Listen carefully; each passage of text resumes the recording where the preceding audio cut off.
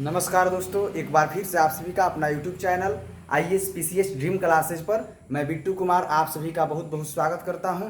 तो चलिए दोस्तों, आज फिर से एक बार ज्योग्राफी में आपके सामने एक नया टॉपिक लेकर के आया गया है, जिस टॉपिक का नाम है ब्रह्मांड यूनिवर्स।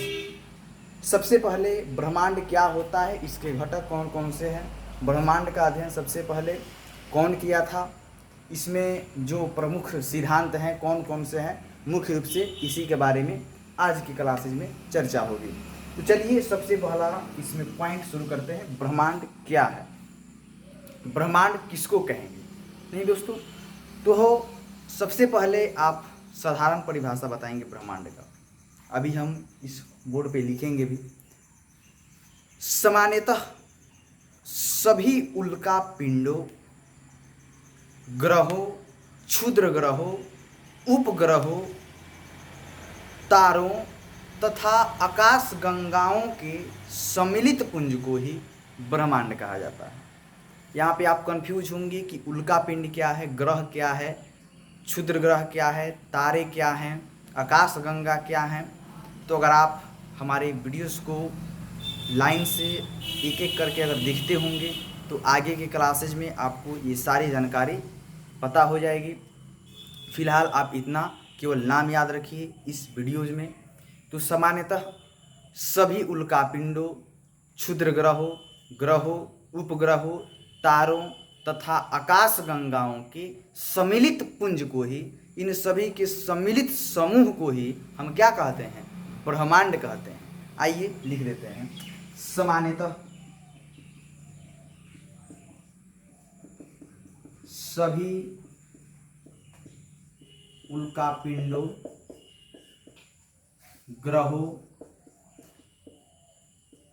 उपग्रहों, क्षुद्र ग्रहों, तारों एवं आकाश गंगाओं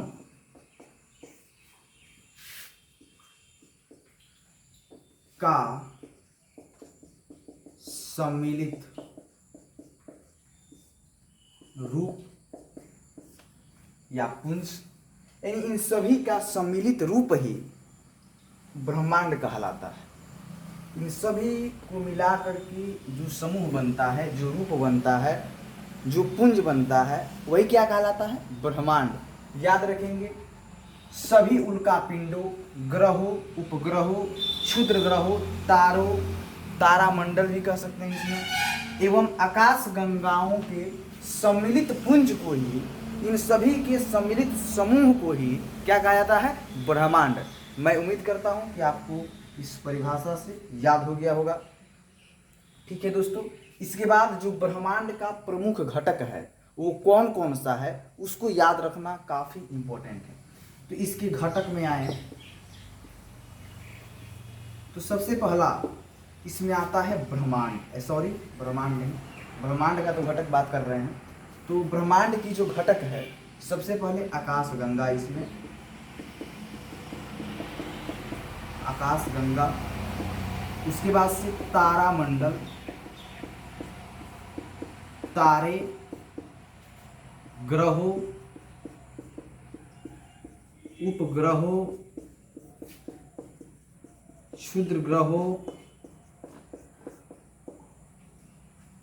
उल्कापिंड,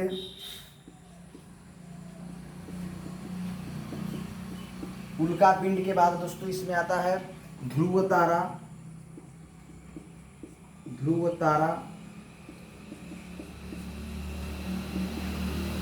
पल्सर इत्यादि। ठीक है दोस्तों, इन्हीं जो ब्रह्मांड के घटक हैं वो कौन कौन से हैं, याद रखेंगे। सबसे पहला घटक आकाश गंगा, दूसरा तारामंडल, उसके बाद से तारे, ग्रहों, उपग्रहों, क्षुद्र ग्रहों, उल्कापिंड, ध्रुव तारा, पल्सर इत्यादि। आप इस सभी घटक को याद रखेंगे, एग्जाम के अकॉर्डिंग काफ़ी इम्पोर्टेंट है। तो आप यहाँ पे दो चीज़ याद कीजिए। पहला परिभाषा कि सभी उल्कापिंडों, ग्रहों, उपग्रहों, क्षुद्र ग्रहों, तारों एवं आकाश गंगाओं का सम्मिलित पुंज को ही ब्रह्मांड कहते हैं। इसके बाद इसके घटक में देखिए आकाशगंगा, तारामंडल, तारे, ग्रहों, उपग्रहों, क्षुद्र ग्रहों, उल्कापिंड, ध्रुव तारा, पल्सर इत्यादि। एक तरीके से कहें, अगर आपको परिभाषा याद है ब्रह्मांड का या ब्रह्मांड का घटक याद है तो आप इसका परिभाषा भी बता सकते हैं और घटक भी। इन दोनों में से केवल आपको एक याद रखना है, आप परिभाषा भी बता देंगे और घटक भी, दोनों आपसे याद हो जाए। ठीक है। इसके बाद आते हैं कि ब्रह्मांड का सर्वप्रथम यानी सबसे पहले क्रमबद्ध तरीके से, एक क्रमबद्ध रूप से जो ब्रह्मांड का सबसे पहले अध्ययन किया गया वो किस वैज्ञानिक के द्वारा किया गया, उसका नाम जानना काफ़ी आवश्यक है। तो सर्वप्रथम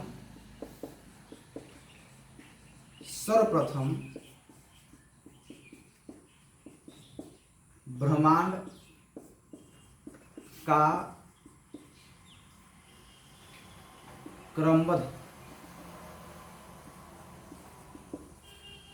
सर्वप्रथम ब्रह्मांड का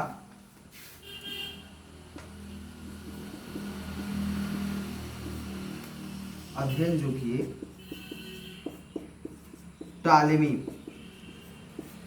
टालेमी के द्वारा किया गया। ठीक है।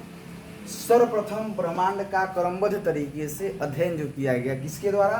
टालेमी के द्वारा। ब्रह्मांड का सबसे पहले अध्ययन किसके द्वारा? टालेमी के द्वारा। याद रखेंगे, ये टालेमी ने ही सर्वप्रथम 140 ईस्वी में टालेमी ने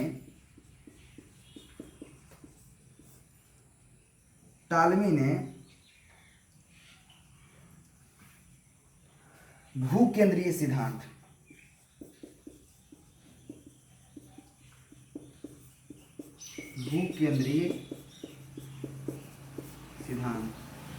जियोसेंट्रिक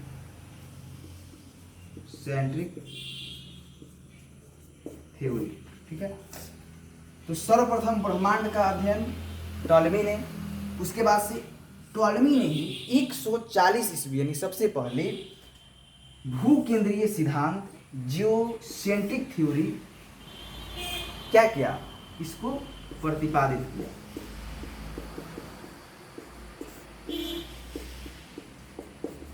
ठीक है। तो टालेमी ने भूकेंद्रीय सिद्धांत 140 ईस्वी में सबसे पहले दिए और टालेमी ने ही ब्रह्मांड का क्रमबद्ध अध्ययन सर्वप्रथम किया था। तो ये आप इसको याद रखेंगे। इसके बाद आते हैं, इसके बाद 1514 ईस्वी में पोलैंड के खगोल शास्त्री कोपरनिकस ने सूर्य केंद्रीय सिद्धांत दिया। इससे पहले देखिए कि जो टॉलेमी थे जिन्होंने ब्रह्मांड का सबसे पहले क्रमबद्ध एवं नियमित रूप से अध्ययन किया, उन्होंने 140 ईस्वी में भूकेंद्रीय सिद्धांत को दिया। इसकी जस्ट बाद 1514 ईस्वी में पोलैंड के खगोल शास्त्री यानी जो भी आएंगे, जैसे कोपरनिकस हैं, ये खगोल शास्त्री हैं। कोपरनिकस एक खगोल शास्त्री से, वो पोलैंड के थे। तो 1514 ईस्वी में पोलैंड के खगोल शास्त्री ने, जो कोपरनिकस हैं, उन्होंने सूर्य केंद्रीय सिद्धांत को दिया। तो सूर्य केंद्रीय सिद्धांत किसने दिया? कोपरनिकस ने, जो पोलैंड के खगोल शास्त्री हैं। और भूकेंद्रीय सिद्धांत पूछेगा तो टॉलेमी, जिन्होंने ब्रह्मांड का सबसे पहले क्रमबद्ध तरीके से एवं नियमित रूप से उसका अध्ययन किया, तो वो भूकेंद्रीय सिद्धांत दिए। कब? 140 ईस्वी में टॉलेमी ने।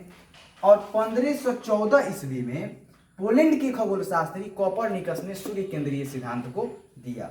कोपरनिकस को आधुनिक खगोल का जनक भी कहा जाता है। ठीक है। कोपरनिकस तो पहले से खगोल शास्त्री हैं ही, और इन्हें आधुनिक खगोल का जनक भी कहा जाता है, कोपरनिकस को। इसके बाद आते हैं 1610 ईस्वी में गैलीलियो द्वारा दूरबीन का आविष्कार किया गया। सबसे इम्पोर्टेंट फैक्ट यहाँ पे है, कई बार विभिन्न कॉम्पिटिटिव एग्जाम्स में पूछा गया सवाल, दूरबीन का आविष्कार किसने और कब किया? तो यहाँ पे आप याद रख लीजिए कि 1610 ईस्वी में गैलीलियो के द्वारा दूरबीन का आविष्कार किया गया। 1610 ईस्वी में गैलीलियो के द्वारा दूरबीन का आविष्कार किया गया। 1850 ईस्वी में विलियम हर्शले ने दूरबीन की सहायता से सर्वप्रथम ब्रह्मांड का अध्ययन किया। और जब दूरबीन का आविष्कार हो गया तो दूरबीन की सहायता से ही 1850 ईस्वी में विलियम हर्शले, किसने? तो विलियम हर्शले ने सबसे पहले दूरबीन की सहायता से ब्रह्मांड का अध्ययन किया। तो इसको भी याद रखेंगे कि सर्वप्रथम किसने दूरबीन की सहायता से ब्रह्मांड का अध्ययन किया? तो विलियम हर्शले ने। कब? तो 1850 ईस्वी में। और इन्होंने ये भी बताया कि सौर मंडल को आकाशगंगा का अंश माने बताया। सौर मंडल जो है आकाशगंगा का ये अंश है, ये विलियम हर्शले ने बताया। इसी तरीके से जब दूरबीन का आविष्कार हुआ, विभिन्न वैज्ञानिक उसकी सहायता से ब्रह्मांड का पता करने लगे। उसी तरह ब्रह्मांड का जो अध्ययन है उसका बढ़ता गया, उसका कल्पना भी अधिक होने लगा। ठीक है। इसके बाद कई सिद्धांत जो हैं इसमें उपस्थित हो गए ब्रह्मांड में, जिसमें कुछ महत्वपूर्ण सिद्धांत आपके सामने लिखा गया है। पहला सिद्धांत है महाविस्फोटक सिद्धांत। ये एफ जॉर्ज लेमेंटियर और गोल्डन हार्मन के द्वारा लाया गया। महाविस्फोटक सिद्धांत एफ जॉर्ज लेमेंटियर और गोल्डन हार्मन के द्वारा। दूसरा जो सिद्धांत है गैसीय राशि सिद्धांत, ये प्रोफेसर इमैनुअल कांटा जो 1755 में हुआ। गैसीय राशि सिद्धांत प्रोफेसर इमैनुअल कांटा 1755। उसके बाद से तीसरा जो सिद्धांत है निहारिका, ये लाप्लास के द्वारा 1796 में।